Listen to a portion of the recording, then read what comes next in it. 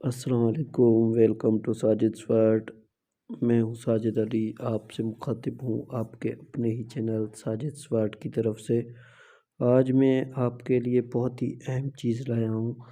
Sindh public service commission के past paper जो lecturer के हुए थे, सब्जेक्ट स्पेशल के हुए थे, क्योंकि Sindh public service commission almost past paper में से क्वेश्चन रिपीट करती रहती है, तो उनको भी मैं हम सॉल्व करते जाएंगे ताकि आपको फ़ायदा हो सके। शायद कुछ क्वेश्चन इनमें से भी आ जाए।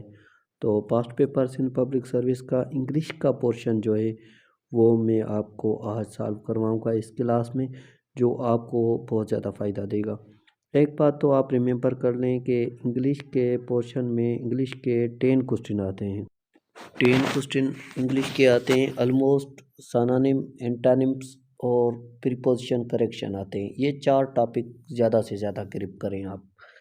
तो अंदाज़ा यही है कि जो आ सकते हैं इस बार, जो आपकी टेस्ट है एसएसटी की, उसमें इंग्लिश के पोर्शन में मेरे अंदाजे से सानानिम 4, एंटानिम 4, प्रीपोजिशन 2 आ सकते हैं या नहीं आए, और करेक्शन 2 आ सकती हैं या नहीं आए। कभी करेक्शन देते हैं, कभी प्रीपोजिशन देते हैं, और कभी कभी स्पेलिंग एरर भी देते हैं, लेकिन यहाँ पर स्पेलिंग एरर आने का चांसेस कम है और रीडिंग कॉम्प्रिहेंशन भी नहीं आती। यानी कि एसपीएससी के इंग्लिश पोर्शन इस हिसाब से होंगे। सानानिम के 3 से 4 क्वेश्चन हो सकते हैं, एंटानिम के 3 से 4 क्वेश्चन हो सकते हैं, प्रीपोजिशन के 2 क्वेश्चन हो सकते हैं या कोई भी नहीं हो, करेक्शन के 2 हो सकते हैं या कोई भी नहीं हो। कभी कभी 1-2 पैसिव भी देते हैं, और कभी कभी 1-2 स्पेलिंग एरर भी दे देते हैं, और कभी कभी फिल इन द ब्लैंक्स का भी 1-2-3 दे देते हैं। तो हम कोशिश करेंगे इन 6-7 टॉपिक पर ज़्यादा ग्रिप करेंगे, और रीडिंग कॉम्प्रिहेंशन कम देते हैं। ये मैंने एक सैम्पल पेपर आपके लिए रखा है, यहाँ पर आप देख सकते हैं 4 एंटानिम में, 4 सानानिम में और 2 करेक्शन के हैं। तो पहला नंबर सेंटेंस है हमारे पास, एंटानिम्स ऑफ शीरिलीज। वो जो पेपर था वो क्लियर नहीं था, इसलिए मैंने कोशिश की कि मैं खुद लिखकर आपके साथ शेयर करूं ताकि आपको फ़ायदा हो सके। तो पहला जो क्वेश्चन है हमारे पास वो है एंटानिम ऑफ शीरिलीज। ए ऑप्शन है वीक, बी है नॉइसी, सी है मुफट, और डी है नन। शिरिल कहा जाता है जो रफ और रूट लैंग्वेज हो उसको कहते हैं। तो इसी हिसाब से इसका जो एंटानिम हो जाएगा, सानानिम नहीं है, एंटानिम पूछ रहा है, ठीक है। तो वीक यानी कोई कमज़ोर हो, इसका ऑप्शन सी करेक्ट होगा, मुफ्त, ठीक है। यहाँ पर मैं फिर इनका कॉन्सेप्ट भी आपके साथ क्लियर कर देता हूँ। शिरिल ऑफ अ वॉइस और sound high pitch and pursuing, यानी कि कोई ज़ोरदार आवाज़ हो, हाई पिच वाला हो। पिच जो है जहाँ से वॉइस निकलता है उसको कहते हैं, यानी कि ज़ोरदार आवाज़ जो हो। और मफिल्ड की मीनिंग क्या है, of a sound not loud because of being opted in some way muted. कभी कभी जो आवाज़ रुक जाए उसको भी कहते हैं, या कोई बड़ा आवाज़ ना हो उसको भी कहते हैं। एक का होगा ज़ोरदार आवाज़, और दूसरा ये होगा कि खामोश यानी या कम वॉइस, उसको कहते हैं। सेकंड नंबर एंटानिम जो इस पास्ट पेपर में आया है, एंटानिम ऑफ नॉस्टैल्जिक। इसकी मीनिंग हो जाएगी यानी याद करना, यादें करना, यादों को याद करना, पुरानी यादों को ताज़ा करना। इसकी मीनिंग हो जाएगी जो है पुरानी यादों को ताज़ा करना। ऑप्शन ए है सेंटिमेंटल, बी ऑप्शन है होम सिक, और सी ऑप्शन है फॉरगेटफुल, और डी ऑप्शन है नन। तो इसका जो करेक्ट ऑप्शन है वो ऑप्शन डी है, यानी करेक्ट ऑप्शन इन्होंने नहीं दिया, तो डी करेक्ट करेंगे। ये क्वेश्चन कभी सिंध पब्लिक सर्विस वाले इस तरह से भी देते हैं, antonyms of nostalgic, eerie, sentimental, home sick, forgetful. तो फिर हम इसको एरी करेंगे, ऑप्शन ए। जो क्वेश्चन उन्होंने दिया है इस पेपर में उसमें ऑप्शन नहीं है, इसलिए हमने नन किया है, ये याद रख लें।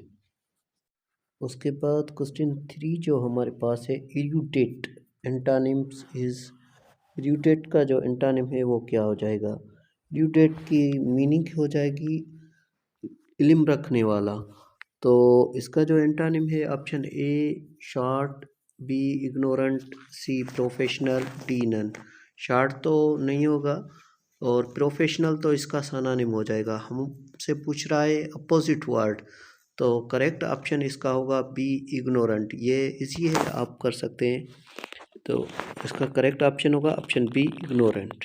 नेक्स्ट पर चलते हैं नंबर 4। 4 एंटानिम दिए गए, मैंने पहले भी आपसे बात की कि ये 4 एंटानिम्स देते हैं ऑलमोस्ट।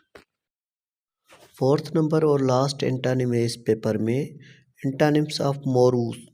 मोरूस क्या है? मोरूस कहते हैं उदास को। तो जब वर्ड की मीनिंग आ जाती है तो एंटानिम हमारे लिए इजी हो जाता है। मोरूस यानी उदास, चेयरफुल यानी खुश, हार्मलेस यानी नुकसानदार, यूज़फुल यानी फ़ायदेमंद। तो इसके हिसाब से आप देखेंगे तो ऑप्शन ए जो है करेक्ट हो जाएगा, उदास, गमगीन, और उसका हो जाएगा खुश तबीयत हो जाएगा, खुश हो जाएगा। नंबर 5 में find the correct answer. She said my parents are going to Karachi. ये देखिए डायरेक्ट इनडायरेक्ट है, कभी नरेशन के सेंटेंस भी दे देते हैं तो, या पैसिव के भी दे देते हैं। मैंने आपसे पहले भी बात की, पैसिव या नरेशन का ये एक या दो सेंटेंस दे देते हैं। तो ये तो बहुत ही ईजी है, इनके रूल्स हैं कुछ, आप रिमेंबर कर लेंगे। इंशाल्लाह मैं भी कोशिश करवाऊँगा कि आपके साथ नरेशन और पैसिव का एक क्लास शेयर करूँ, जिसमें आपका ये कॉन्सेप्ट क्लियर हो जाए। She said that my parents were going to Karachi। Option A है। ऑप्शन ऑप्शन बी है, she said that my parents are gone to Karachi। सी है, she said that her parents were going to Karachi। और D है, she said that her parents are going to Karachi। यहाँ पर देखिए clear concept हो रहा है कि she said वो कह रही है that her parents were going to Karachi. Option C जो है इसका करेक्ट होगा, क्वेश्चन 5 का ऑप्शन सी। 6 नंबर है, she said I visited Peshawar yesterday. ये देखिए आप, ये भी नरेशन का आया है, दो नरेशन के आए हैं, यानी 4 सनानिम 4 एंटानिम, दो नरेशन, कभी दो करेक्शन, कभी दो प्रीपोजिशन, कभी दो स्पेलिंग एरर, इस तरह से देते हैं। आई विजिटेड पिशावर यस्टरडे, यहाँ पर ए ऑप्शन है। She said that she had visited Peshawar the day before। She said that I had visited Peshawar yesterday। She said that she visited Peshawar yesterday। yesterday तो नहीं होता, the previous day हो जाता है, या the day before हो जाता है। She said that she has visited the previous day। तो ये जो है ऑप्शन ए इसका करेक्ट हो जाएगा। She said that she had visited Peshawar the day before। उसके बाद 7 नंबर है, synonym of bitter is। Better जो है इसके ऑप्शन है गैम्बलर, और बी है सेलेटर हाउस, और सी है इनकोरेजर, और डी है फैक्टर, और ई है आथर। ये एमसीक्यूज जो हैं ये पाक एमसीक्यूज से लिए गए हैं सनानिम वाले। तो इसका जो करेक्ट ऑप्शन है इनकोरेजर है। अपेटर यानी मेहनत करना, और इनकोरेजर भी, इसकी भी मीनिंग हो जाएगी मेहनत करना। और उसके बाद जिदोजहद करना, ये कहते हैं ना उनके, ये इनकोरेज कर रहा है, हिमथाना। और साइनानिम से propensity is inclination, intelligence, probity, dishonesty, act. तो साइनानिम्स ऑफ प्रोपेंसिटी का पूछ रहा है, तो इसका ऑप्शन ए करेक्ट हो जाएगा, इंक्लिनेशन। प्रॉस्पेंसिटी की मीनिंग हो जाएगी रुझान, और इसका जो करेक्ट ऑप्शन हो जाएगा ऑप्शन ए हो जाएगा, इंक्लिनेशन। और 9th नंबर है, ये भी सिनोनिम है हमारे पास, synonym of penury is a custom, और बी पॉवर्टी, सी निम्समेटिक्स, और डी है अफ्लुएंस, ई है क्रिमिनोलॉजी। तो इसकी मीनिंग जो है वर्ड की, यह है गुर्बत। और यहाँ पर भी हम नीचे देखते हैं वर्ड दिया गया है ऑप्शन बी में, वर्टी, यानी उसकी भी मीनिंग हो जाएगी गुर्बत, अफलास। तो यानी कि करेक्ट ऑप्शन जो 9th का होगा ऑप्शन बी करेक्ट हो जाएगा। अब लास्ट सिनोनिम है 10 नंबर, और लास्ट क्वेश्चन है पास्ट पेपर का, जो हमने सिंध पब्लिक सर्विस कमीशन से लिया था पाकिस्तान स्टडी का। इससे आपका ये अंदाज़ा हो जाएगा कि सिंध पब्लिक सर्विस किस तरह के इंग्लिश के क्वेश्चन दे सकती है। Synonym of chicanery is a foulness, B aroma, C chastity, और डी है ट्रिकरी और ई है पोलेट्री। तो इसका जो करेक्ट ऑप्शन हो जाएगा डी। चिकनरी की मीनिंग है फ्रेब करना और इसका ट्रिकरी करेक्ट ऑप्शन है ऑप्शन डी, उसकी भी मीनिंग है फ्रेब करना। ये थे सनानिम, एंटानिम और डायरेक्ट इनडायरेक्ट इंग्लिश के 10 क्वेश्चन मैंने सॉल्व किए। इस तरह से मैं कोशिश करूँगा 2 क्लास रखूँ, एक में पास्ट पेपर सॉल्व करूँ और एक में आपको स्टडी करवाऊँ ताकि आपको फ़ायदा हो सके। अभी तक चैनल को सब्सक्राइब नहीं किया तो सब्सक्राइब ज़रूर।